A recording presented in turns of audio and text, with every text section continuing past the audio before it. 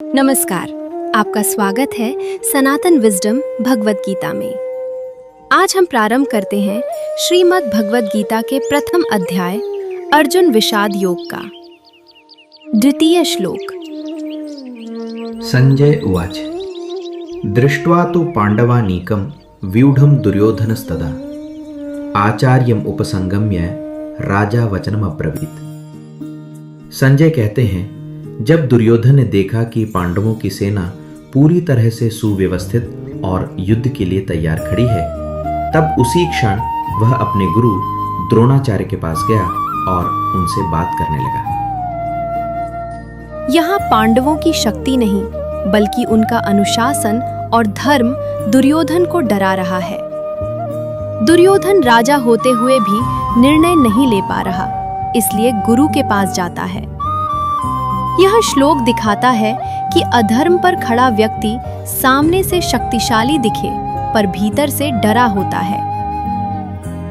जीवन संदेश। सही तैयारी स्वयं बोलती है। पांडवों की सुव्यवस्थित सेना बिना कुछ कहे ही अपनी शक्ति प्रकट कर देती है। जीवन में भी जब हमारी तैयारी सच्ची और ईमानदार होती है तो शब्दों की आवश्यकता नहीं रहती। गलत मार्ग पर खड़ा व्यक्ति भीतर से डगमगाता है। दुर्योधन बाहरी रूप से राजा है पर भीतर से असुरक्षित है। अधर्म, गलत निर्णय या अन्याय पर खड़ा व्यक्ति आत्मविश्वास खो देता है। अनुशासन शक्ति से बड़ा होता है।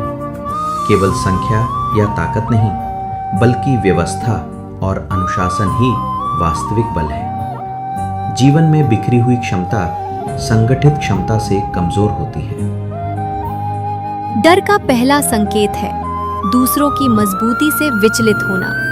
दुर्योधन पांडवों की सेना देखकर तुरंत प्रतिक्रिया करता है। जब हम दूसरों की सफलता से घबरा जाते हैं, वहीं से हमारा डर प्रकट होता है।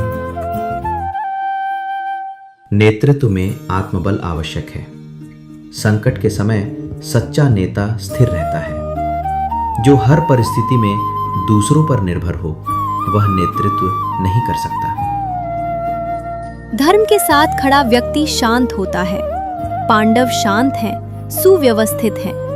जीवन में जब हम सही के साथ होते हैं तो भीतर स्वाभाविक शांति होती है।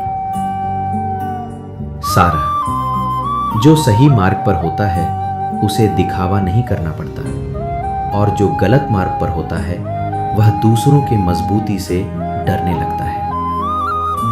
देखने और सुनने के लिए आपका हृदय से धन्यवाद।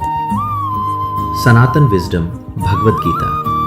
हर श्लोक में छुपा है जीवन का ज्ञान। जय श्री कृष्ण।